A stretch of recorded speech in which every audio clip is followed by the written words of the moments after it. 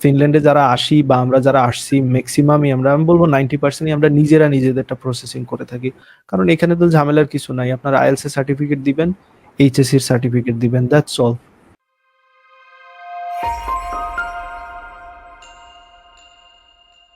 Tausif Aslam comment করেছেন, sir আমি full stack নিয়ে কাজ করছি, আমি 2023-এ এক্সাম এইচএসসি এক্সাম দিব। জি। এখন আমার ইচ্ছা বাহিরে স্টাডি করব স্যার, এখন আমার কি কি করা উচিত? এখন আপনার হচ্ছে যদি ব্যাচেলারের জন্য আসতে চান, আপনার ফিনল্যান্ডে ব্যাচেলারের কি কি রিকোয়ারমেন্ট সেটা ওই studyinfo.fi ওয়েবসাইট থেকে দেখে নিতে পারেন। তাছাড়া বিভিন্ন ইউটিউব চ্যানেলও এখন আছে যারা ফিনল্যান্ডে, আমার পরিচিত অনেকেই আছে যারা ফিনল্যান্ডে স্টাডি সম্পর্কে ধারণা দেয়। তো তাদের চ্যানেলগুলো ফলো করতে পারেন। আমার মনে হয় এত ডিফিকাল্ট হবে না, হয়তোবা সর্বোচ্চ 10 থেকে 12টা চ্যানেল হবে এবং সেখান থেকে আপনি খুঁজে নেন কোনো একটা চ্যানেল যেটা অনেক রিসোর্সফুল এবং তাদের সাথেও যোগাযোগ করতে পারেন। বাট কারোর সাথে টাকা পয়সা দিয়ে লেনদেন করার কোনো দরকার নাই।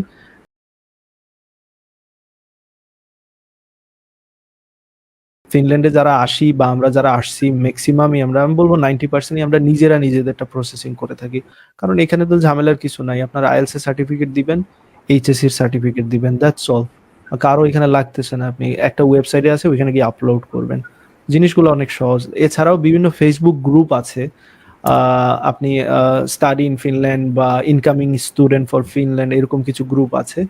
ওইখানে যদি জয়েন করেন দেখবেন A to Z প্রসেসগুলো লিখে দেয়া আছে ওই গ্রুপগুলাতে।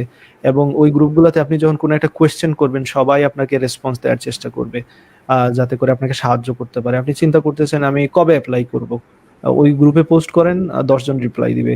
কি কি লাগবে অ্যাপ্লাই করতে, ওই গ্রুপে পোস্ট করেন, কয়েকজন রিপ্লাই দিবে। সো অলওয়েজ আপনি এরকম সাহায্য পাবেন। That's all.